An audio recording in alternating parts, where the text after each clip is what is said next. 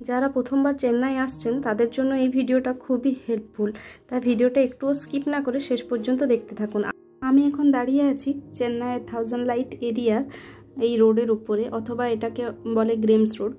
আর এই যে দেখতে পাচ্ছেন পোস্টারটা, সাদা এবং আকাশি রঙের যে পোস্টারটা আপনারা দেখতে পাচ্ছেন, এটাই হলো অ্যাপোলো হসপিটালের মানে রাস্তাটা। ওটা দিয়ে সোজা 5 মিনিট হাঁটলেই আমরা পৌঁছে যাব অ্যাপোলো হসপিটাল। আর এই জায়গাটার নাম হলো বাঙালি বাজার। বাঙালি বাজার হলো অ্যাপোলোর হার্ট সেন্টারের ঠিক অপোজিট সাইডে। স্টেশনে বা এয়ারপোর্টে নেমে আপনারা অটো থেকে বলতেই পারেন যে বাঙালি বাজার যাব, বা অ্যাপোলো হার্ট সেন্টারের অপোজিট সাইড যে বাঙালি বাজার বা সবজি মার্কেট আছে সেখানে যাব। ভালো করে লক্ষ্য করে রাখুন এই হোটেলগুলো, মানে এই হোটেলের রঙগুলো লক্ষ্য করে রাখুন, তাহলে যখন অটো থেকে নামবেন তখন বুঝতে পারবেন। আমরাও প্রথমবার এসেছি, আমরা দুজন মেয়ে এসেছি, আগে কখনো আসিনি চেন্নাই। আমরা পুরোটাই ইউটিউবের ভিডিও দেখেই আমরা এখানে এসেছি। আর এখানেই সামনে সকাল সকাল দেখতে পেয়ে যাবেন প্রচুর বড় বড় মাছ, ছোট সাইজের মাছ, চিংড়ি, ভ্যারাইটিস টাইপের মাছ পাওয়া যায় এখানে। ওই 9টা থেকে 9:30 পর্যন্ত পাওয়া যায়, তার বেশি বেলা হলে কিন্তু আর মাছ পাওয়া যায় না। আর এই মার্কেটের মধ্যে আপনারা সমস্ত যাবতীয় জিনিস, মানে এই আপনার সবজি, চাল, ডাল, নুন, তেল, আবার যে রোডে উপরে আমি দাঁড়িয়েছিলাম সেই রোডের গায়ে কিন্তু প্রচুর বাঙালি খাবার হোটেল আছে। আমরা যদিও খাবার এখানে কিনে খাইনি, আমরা বাড়ির থেকে নিয়ে এসেছিলাম চাল, ডাল, সবজিপাতি আনা হয়নি, কিন্তু সবজিপাতি এখানে কিনে খাচ্ছিলাম। আর চাল, ডাল সমস্ত কিছু যতটা পারবেন ততটা বাড়ির থেকেই নিয়ে আসবেন, কারণ এখানে জিনিসের দাম প্রচুর বেশি। আর এই যে এই হোটেলটা দেখতে পাচ্ছেন, এই হোটেলের পাশের গলিতেই আমাদের হোটেলটা। এই হোটেলটার পাশে একটু এগিয়ে গেলেই দেখতে পাবেন বাঁ সাইডে এই যে বসুন্ধরা ট্যুর অ্যান্ড ট্রাভেলস। এটা লক্ষ্য করলেই সোজা গেলেই দেখতে পাবেন আমাদের hotel silk route guest house. আর খুবই ভালো ব্যবহার। এই সকালবেলা এখানটা একটু অপরিষ্কার থাকে, কারণ এখানে হোটেলে সামনাসামনি খাবার হোটেলও আছে। আর আমরা যে হোটেলে ছিলাম এই হোটেলে খাবার ব্যবস্থা আছে কিনা জানি না, কিন্তু সম্ভবত এখানে আছে খাবার ব্যবস্থা, কারণ হোটেলের বাইরে এই যে হোটেল সিন্দুরি দেখতে পাচ্ছেন, হোটেল সিন্দুরির পাশের হোটেলটাই কিন্তু আমরা ছিলাম। আর আমার মনে হয় এখানেও খাবার ব্যবস্থা আছে, কারণ সকাল সকাল দেখতাম এত বড় বড় ডেকচি, থালা বাসন এগুলো ধোয়া হতো। আর বাইরে বেশ মিক্সি, প্রেসার কুকার সমস্ত বাসনপত্র আছে। আর এই হলো আমাদের হোটেল। খুবই ভালো ব্যবহার। আমরা নিয়েছিলাম নিচের রুমটা। আর কোনো অসুবিধা হলে এনাদেরকে আপনারা বলতে পারেন। আর প্রাইসটাও বেশ কম, ওই আমাদের ভাড়া লেগেছিল 700 টাকার মতো। তো আমরা কোনো বার্গেনিং করিনি, বার্গেনিং করলে হয়তো এটা 600 টাকায় দিয়ে দিত, কিন্তু রুমটা 700 টাকায় যথেষ্ট ভালো। যদি আপনারা বার্গেনিং করতে পারেন তো আমার মনে হয় 600 টাকার মধ্যে পেয়ে যাবেন। আর এই রুমে কি আছে আমরা দেখিয়ে দিচ্ছি আপনাদের। এই রুমে একটা আলমারি আছে, একটা আয়না দিয়েছে, চেয়ার, টেবিল, মানে একটা রুমে যা যা প্রয়োজনীয় জিনিস থাকে সব কিছুই আছে এই রুমে। আর যদিও আমরা একদমই আলমারিটা ইউজ করার সময় হয়নি, ওই বাইরে রাখতাম ব্যাগের মধ্যে। আর এখানে দিয়েছিল একটা চেয়ার দিয়েছিল, আর একটা টেবিল, মানে এই ড্রেসিং টেবিলের মতো। আর এখানে একটা ড্রয়ারও আছে। বেশ পরিষ্কার পরিচ্ছন্ন, কিন্তু আমরা থাকার পরে একটু অগোছালো করে রেখেছিলাম। আর এই সাইডে হলো রান্নাঘর।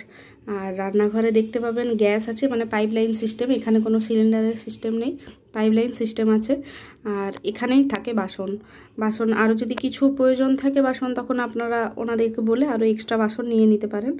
এখানে গ্যাস আর বাসনের জন্য কিন্তু এক্সট্রা 1 টাকাও লাগেনি, সমস্ত ওই 700 টাকার মধ্যেই। এখানে এটা হলো রান্নাঘর, আর এখানে হলো বাথরুম। এই যে এটা হলো বাথরুম। আর এখানে না জলটা কিনে খেতে হয়, জলের দাম হলো 80 টাকা।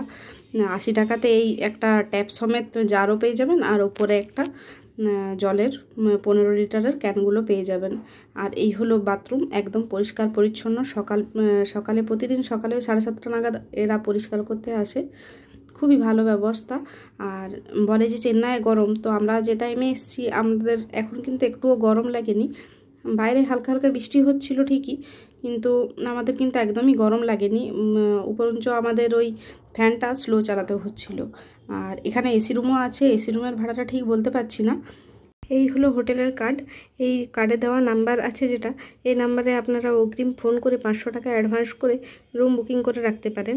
আর গুগলে গিয়ে এখানে যে অ্যাড্রেসটা দেওয়া আছে না, সেটা গুগল ম্যাপে গিয়ে আপনারা সার্চিং করে দেখতে পারেন, তাহলে বুঝতে পারবেন যে অ্যাপোলোর মেন হসপিটাল থেকে কত দূরে এই হোটেলটা, আর বাঙালি বাজার থেকে বা গ্রেমস রোড থেকে কত দূরে বাজারটা, তাহলে আপনাদের আইডিয়া একটা হয়ে যাবে যে কতটা আপনাদের পায়ে হেঁটে যেতে হবে বা কতটা টোটো করতে হবে। আমরা কিন্তু কখনোই টোটো বা অটো করিনি, আমরা পায়ে হেঁটে যাতায়াত করছিলাম।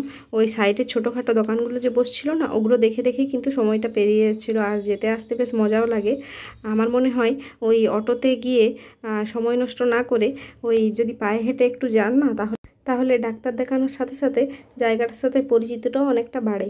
আর আপনাদের কিছুটা সাবধান করে দিই, কারণ এখানে ওই স্টেশনে নেমে দেখবেন অনেক দালাল পাওয়া যাবেন যে আমি হোটেল ঠিক করে দিচ্ছি, আমার সাথে আসুন, কম বাজেটে হোটেল করব। ওরা কিন্তু ওদের ইচ্ছে মতো হোটেলেই নিয়ে যাবে, আর বাজেট কিন্তু সে একই রকম পাবে। তার থেকে আপনারা নিজেরা এসে নিজেরা হোটেল দেখে শুনে পছন্দ করুন, সেটাই বেস্ট হবে।